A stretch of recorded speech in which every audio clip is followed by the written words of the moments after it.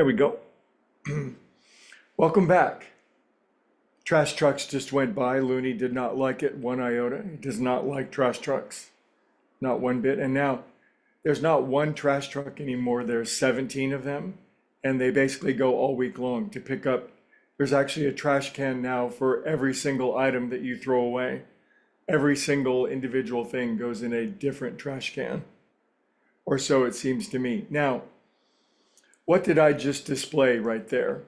Kind of a fight or a struggle or a mental resistance against how different it is and the separate trash cans for everything. What's wrong with me? Well, here's a most detestable spiritual statement, just awful, and it comes from the world of recovery, of all places. But in the part of the recovery scripture where it begins to describe the spiritual awakening that we're having and the spiritual awakening that we wish to amplify and to increase, it says that when it comes to spiritual fitness, we ceased fighting anyone or anything. God, we ceased fighting anyone or anything.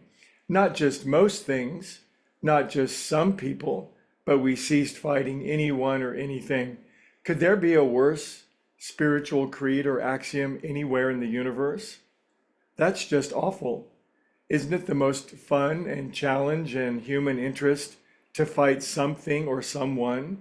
Isn't this the human story throughout whole human history? It's just been one long damn fight, and it continues to this day. It continues interpersonally, it continues in our community, and it continues around the world, and it just keeps going. Now, I hearken to a chapter from Emmett Fox, my personal favorite spiritual author, but the whole chapter is around three words: resist not evil, cease fighting in or anybody or anything. And he makes it quite clear that a certain level of spiritual attainment, a certain level of conscious contact is simply never achieved until we really, really understand, not just understand, but put into deepest practice the practice of resist not evil.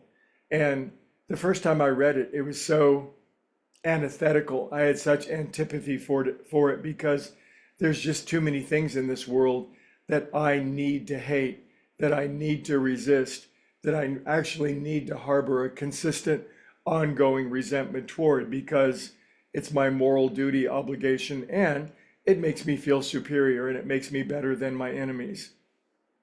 Rats. But he makes it quite clear that when it comes to seeing evil in the world, that at one level of consciousness, the beginning level of consciousness, evil is always seen as outside of ourselves. I'm in here being unevil, and the evil that I see, person, place, or thing, institution, organization, or agency that I spy as being evil on the outside, it's out there and I'm in here. But in truth and in spirit, and this is the hardest spiritual lesson of all of them on earth, it's actually inside of my own consciousness.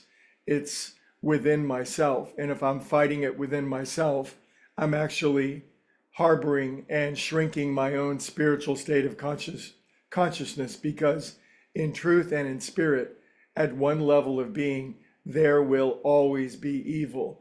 And it's not our job to fight it or to see it or to push against it or to declare war against this and that and this and that. There's a war against poverty. There's a war against drugs. There's a war against that religion. There's always a good war going on.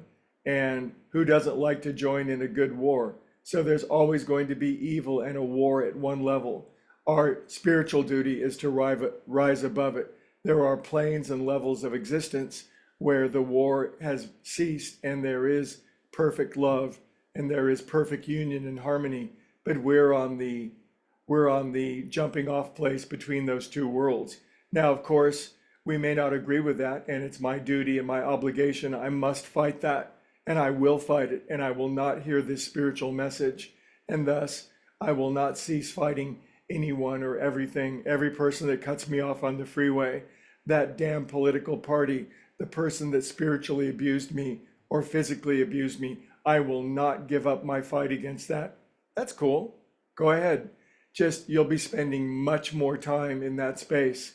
In fact, you could be eternally damned there. And what I mean by that is you will be there as long as you insist upon that. So, as God reels us back in, and as we conclude the topic for this week, if you really want God to reel you back in at maximal speed with the minimal amount of time and space and the minimal amount of suffering and the maximal amount of joy, resist not evil.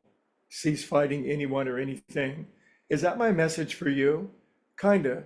It's really my message for me. All right, we'll talk about it tomorrow. Have a great day.